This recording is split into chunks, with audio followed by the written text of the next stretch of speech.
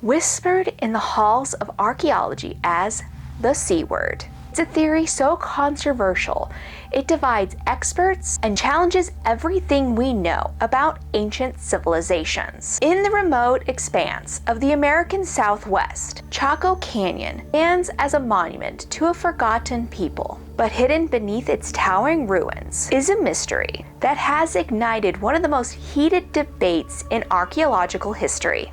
Could it be true? Could the residents of this once great civilization have resorted to, can we say it, cannibalism?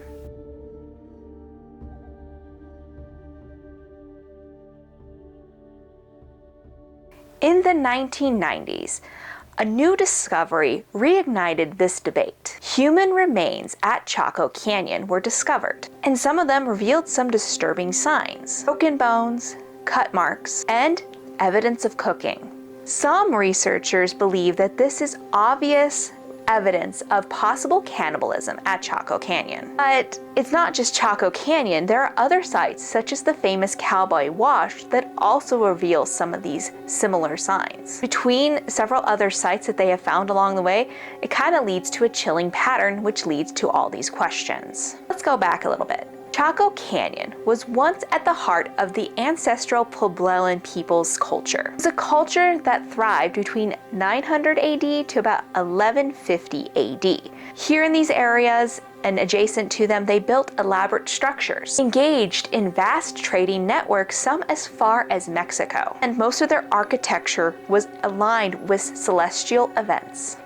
Beneath this impressive culture, some say that it was a facade and it leads to a darker history. D. Turner, an archaeologist at Arizona State University, was one of the first archaeologists to agree that some of these human remains found did seem to be like cannibalism. Turner identified bones that had specific cut marks, bone marrow extracted and broken in such a way that it did seem to be evidence of cannibalism. In fact, one of the books that I looked at for this to kind of confirm some of this information was her book called Man, Corn, Cannibalism, and Violence of Prehistoric American Southwest. To really get into this, we really need to dive into the site where it was a little bit more obvious and most archaeologists agree that this is possible. So let's take a look at Cowboy Wash located in Colorado. Researchers had discovered remains that seemed to match the evidence pattern of cannibalism. Archaeologist Brian Billman, his team found bones at this site, and they said it was pretty obvious that there were cut marks,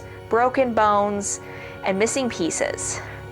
And at this specific site, they also found in human excrement, there were also evidence of human proteins in that.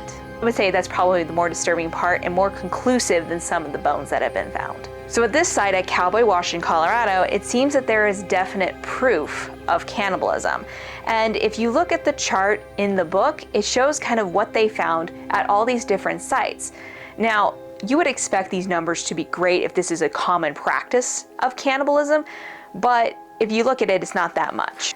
Now let's bring Chaco Canyon back in. So both sites, Chaco Canyon and Cowboy Wash, date to the times where there was some extreme drought going on, there was a little bit of famine, and resources became limited over time as the populations grew. This is leading to some experts saying, well, cannibalism was not commonly practiced, but it was a result of losing resources and other people moving away while others stayed. But some archaeologists like to argue that this is probably a more complex issue. Was it an act from their enemies to prove a point? Or was it just the grim act of survival similar to the Donner Party? As you can see, this is a pretty controversial topic.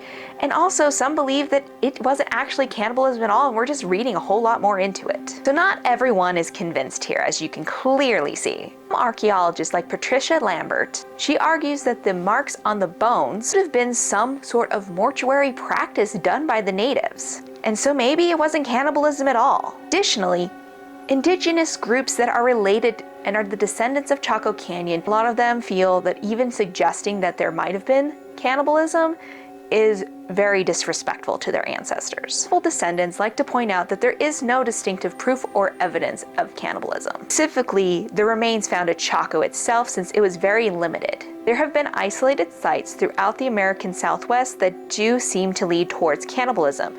But were those remains of people that were trading from Mexico where the act of cannibalism was ritualistic? Overall, there's not that many sites that actually have evidence of cannibalism.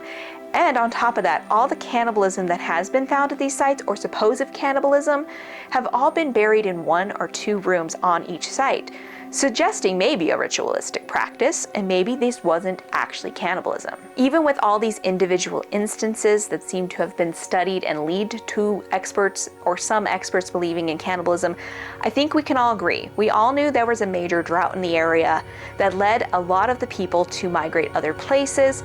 There was a lack of resources, and for the individuals in these areas that decided to stay, I think they just ended up having an act of desperation. I believe it wasn't something that was common for the ancient Puebloan people. It really happened at Chaco Canyon and Cowboy Wash and other similar archaeological sites. Are these acts of ritual, desperation, or are we just reading too much into something that we don't know much about? But there's one thing that is certain.